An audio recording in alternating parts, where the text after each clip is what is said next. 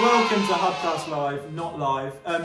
Today we've got a special guest co-hosting with me, somebody who has been desperate to host with me, somebody who we probably can't trust to do it live. So now that we're recording, we've been able to invite Helen to come and join us. Thanks, Matt. Thanks for having me. No worries at all.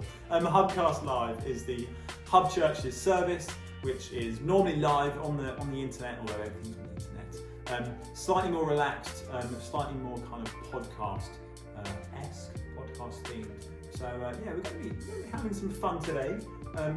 We've got a few things lined up. Yep, so you might see behind us we have a few props. We have blackboards, we have a push bike, and we have Push bike? People still say push bike. It's a mountain bike. Alright, it's a degrade mountain me bike. like that. A mountain bike then, alright. And we have a recurve archery bow here. Okay, so you say recurve archery bow, recurve bow. and then you say push bike for Push this. bike, yeah, Right. basically. So that's some of the stuff that's coming up today. Yeah, we're going to be talking about or exploring fear. What even is fear, and how does it affect our lives? So yeah, but before we do that, let's play a quick game. So I'm sure that you've all heard of the Matt versus challenges that we do on Hubcast Live. They are world famous. They are. So Matt has done Matt versus Dan, Matt versus Martha, Matt versus Andrew, and Matt versus the whole Hub Church. And I am super honoured that today we're going to have our first ever Matt versus Helen. So Matt, what are we going to do today? So everybody loves a good joke, particularly dad jokes. So we've gone out to some famous dads out there and we've got them to tell us the start of a joke. So we're going to hear the start of the joke and then we've got to write down the ending of the punchline. We've got to write down the ending of that joke. So let's go to our first one. Hi everyone. Did you hear about the fire at the circus? Did you hear about the fire at the circus? Okay. This is hard. I've got a pretty rubbish answer. Oh, this is bad. This isn't funny. Okay, up three. 3, 2, 1. I wrote it was lit. I don't know. Lit! I wrote the fire brigade said show's over. It's not. That's also rubbish. Okay, what was I'm not it? a dad. What actually was it? The fire brigade said it was intense.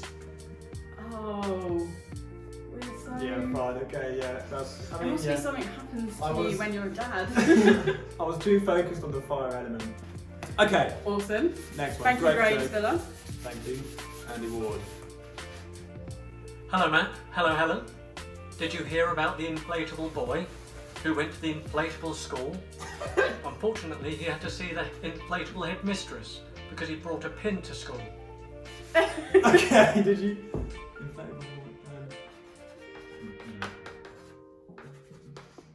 Alright, I mean, sure. I mean, I've definitely lost this, but that's fine. Okay. Alright, 3, 2, 2, 1. This blows. She told him off for letting everyone down. Oh, yeah. Very good. The headmistress said, "You've let me down, you've let yourself down, but above all, you've let the whole school down." Yeah, brilliant. Man, this is hard. Look at this. This is hard. Okay, next one. Oh, here we go. Come on, Joe. The other day, someone threw a giant bottle of omega-3 tablets right at me. What is that? What they're like? Fish is it- oil. Oh yeah, fish oil. Isn't it?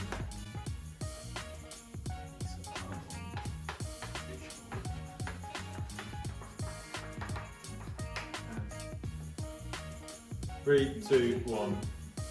I see you. That was shellfish. It was all a bit fishy. I just went with like sea puns. The sea fish. I don't think Alright. we both failed. Oh, I'm fine, don't worry. I only suffered superficial injuries. I would say none of us got points for the last one. You got a point for the second one. Yeah. and I can't remember the first one. I think you won. What? Because mine wasn't even a joke. So it's a draw. It's a draw. So let's take this bad boy, this push bike, over to Chick Sands, and let's talk a little bit about fear. Flow line, that's where we're going.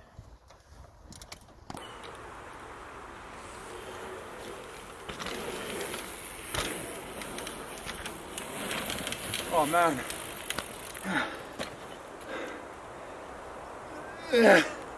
Welcome to Chick Sands. This is where I've been spending most of my time the last 3 months. Yeah, let me show you around. Let's have a quick look.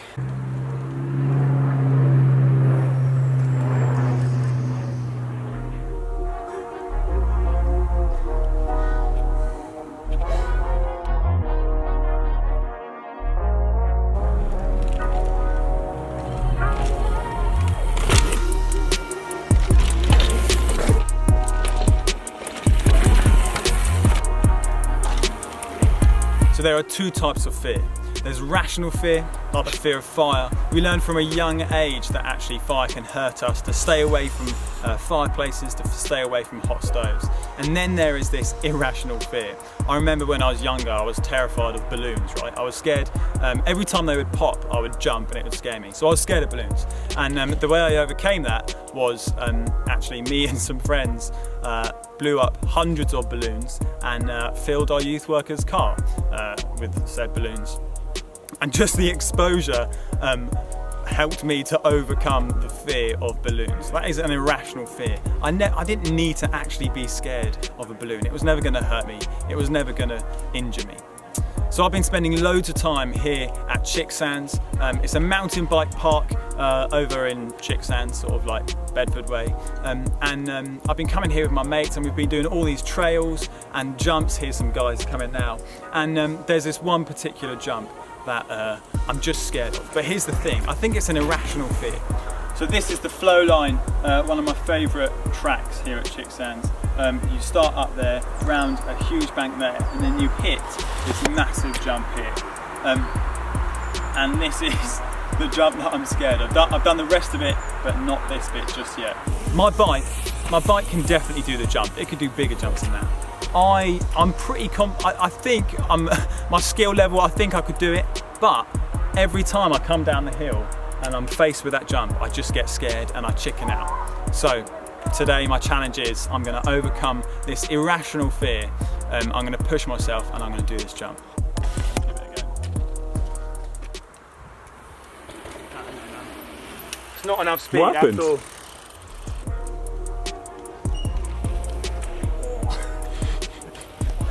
No. I need to get enough speed as well. Honestly, it looks big, man, look. The landing is so far away. Oh my god, that's like 8 feet, right? Easily, right? Give me a pep talk, Dave. Cometh the man, cometh the hour. Is that around in it? I don't know. Yeah. We will fight them on the you'll be fine. You got this, man, you got this. Right, okay, this is it. This is going to be it, right? This is the one.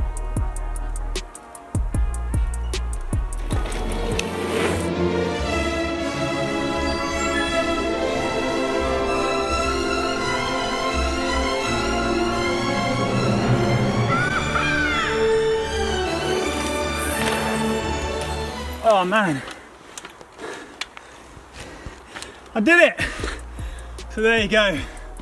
That was something I was scared of, but thinking about it, I'm perfectly capable of doing it.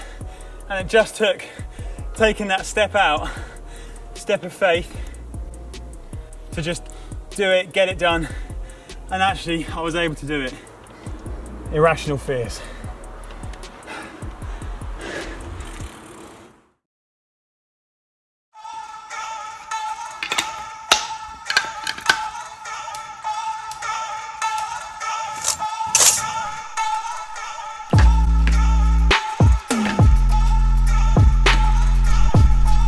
As Matt shared, there's a difference between an irrational fear and a rational fear. A rational fear, like touching a lit match, helps protect us. In Matt's case, it should have stopped him getting burned. An irrational fear is something that isn't really going to hurt us, but we're still afraid of.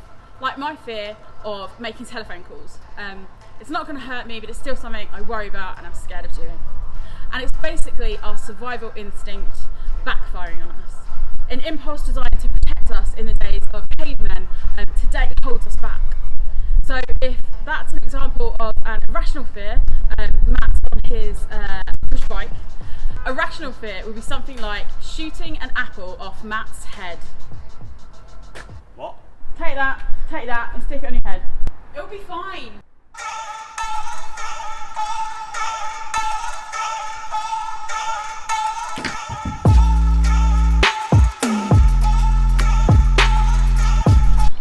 See?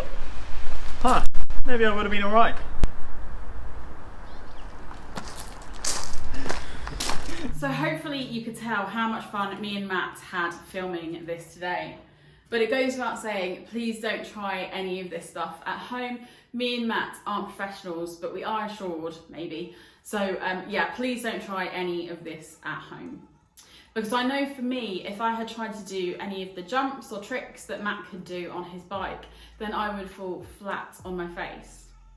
Because Matt has those years of experience riding that bike and doing jumps and stuff, experience which I don't have. And so I know if I tried to do that, I would fall flat on my face. Because a lot of the time, whether a fear is rational or irrational, comes down to our life experiences. Whether we have had experiences where this has been a scary thing, where we've been injured, or whether we've had experiences where we know we've done this before and everything went all right, and we can kind of tell what is a genuine fear and what is slightly irrational. For me, a silly example that I mentioned earlier was that I am slightly afraid of making telephone calls. I don't like doing it. I always get nervous and a little bit anxious. But throughout my life, I have had hundreds of telephone calls, and I know that they always go well, nothing goes wrong, no one gets hurt, I don't catch fire, so it's an irrational fear that I have.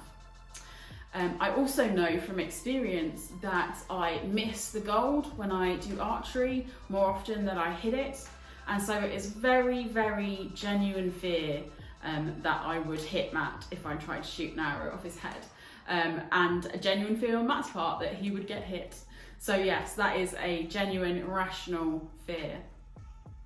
Fear is a life-saving emotion. It saved Matt's life because he didn't let me shoot an arrow off his head. And it's an emotion, as I mentioned before, that we have inherited from our ancestors. So it's an emotion that used to kind of save our lives, tell us there was danger coming. But today, in situations where we're kind of more likely to enter into tricky social situations and stuff like that, instead of encountering a mountain lion, it's an emotion that backfires on us a lot today. And in the Bible, the book that Christians read, we hear lots of stories of people being afraid and also being brave as well. And I can really recommend reading the Bible. If you haven't before, please do grab a copy. It's a great book. It's a bit Game of Thronesy, if you like that kind of thing. I do. So it's a great book and it has a lot to teach us. So in the Bible, in the Gospel of Matthew, and there's a story in there I want to kind of talk to you about today. It's a story where the disciples, Jesus' followers, are scared, where they are afraid. They have a rational fear in this story. So the disciples, Jesus' followers, they've been travelling with him for probably more than a year at this point. And they've been travelling with him and they've seen him perform miracles, they've seen him heal people, they've seen him turn water into wine and walk on water, all these kind of famous stories that we know about, we read about in the Gospels. So they've been following Jesus and they've seen him performing miracles, they've seen the kind of power he has, and they have an inkling of kind of who Jesus is. But in this story, in Matthew's Gospel, they are out on the lake in a boat with Jesus, and Jesus has taken a little bit of a nap in the boat and they're travelling across the lake to get to the other side. And a big storm comes along. And this is like a crazy big storm. This lake is not kind of a placid kind of lake where you go fishing with your dad. This is a lake where they make their livelihood, but also it's a lake that has a unique kind of climate. Basically what that means is they get wicked mad storms on this lake, and they have one of these storms, and the disciples are terrified. They think that they are going to die, and Jesus is just asleep on the boat. They can't understand it. And so terrified, they wake Jesus up. They wake Jesus up and they say, like, Jesus, can't you see what's happening? Help us, Lord. And so Jesus wakes up and he says something that seems a little bit harsh to us today. He says, "You of little faith, why are you afraid?" And it seems a little bit harsh because, as I said, this is a terrifying storm. Of course they're going to be afraid. So it seems odd that Jesus would say this. But what we hear when we hear you of little faith is kind of you of little trust. A lot of the time in the New Testament, the kind of second half of the Bible, when we come across faith, we should read kind of trust there. Do you trust me? Do you follow me? Do you believe in me? As opposed to the kind of meaning we would bring to that today. So he says, you of little trust. Because from the evidence of their experience up to now, remember they'd seen him perform miracles and stuff, from the evidence of that experience, you would have thought they would have realised that just waking Jesus up and saying, "Can you stop this storm?" would have solved it. And that is what Jesus does. He stops the storm with a word. As human beings, we tend to listen to the fears we're better at imagining. So, a crazy big storm, I'm going to die, this is a nightmare kind of thing. And we do that today as well. So, for example, we find it a lot easier to imagine a plane crash than we do climate change and the effects that's going to have. We find it easier to be afraid of a serial killer or being mugged or something like that than we do of heart disease. We find it a lot easier to be afraid of the things that are unlikely to happen but are kind of lurid and scary than the things that are scary but more likely to happen. We as human beings suffer more in our imagination than we do in reality.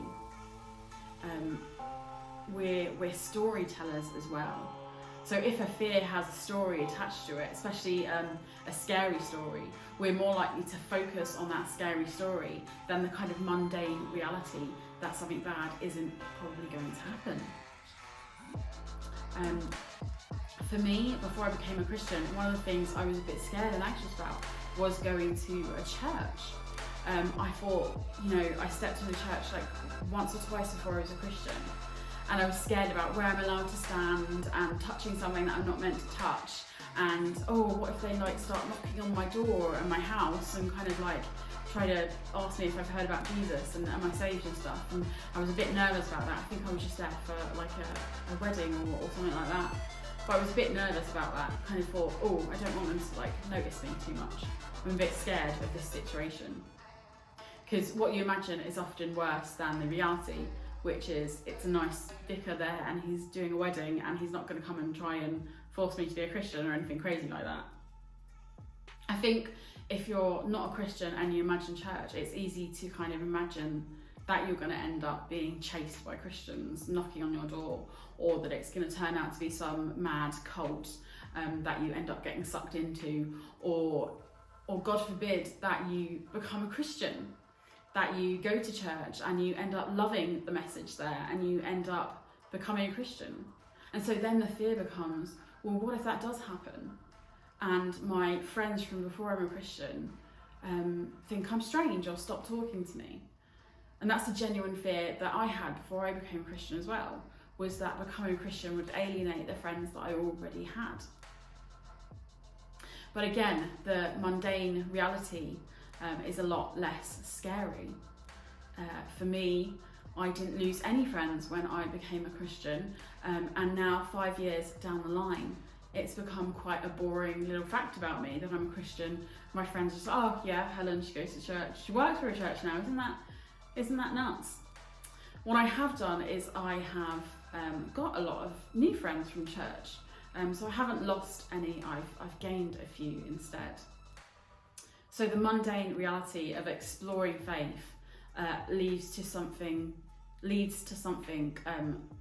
far from mundane. It leads to a faith that banishes fear. It leads to a faith that gives us comfort and a surety of God's love. So that's kind of what we're talking about today.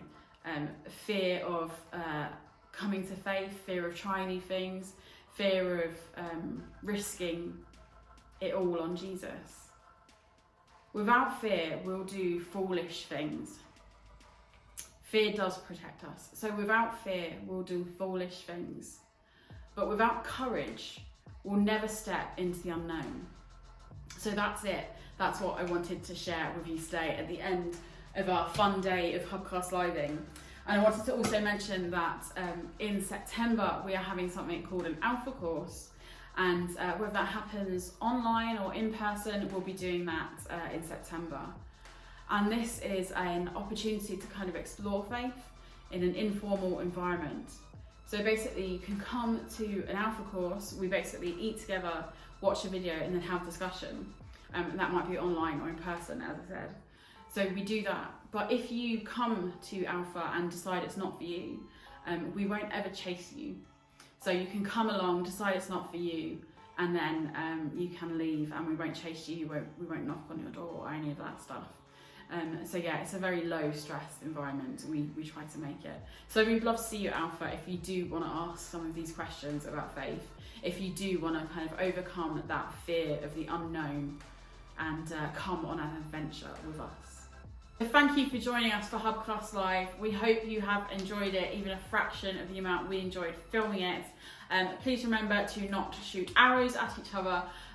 If you're a regular Hubster, you'll know that after our services we gather in mini hubs for discussion. So we're going to throw up some questions at the end for our mini hubs to discuss.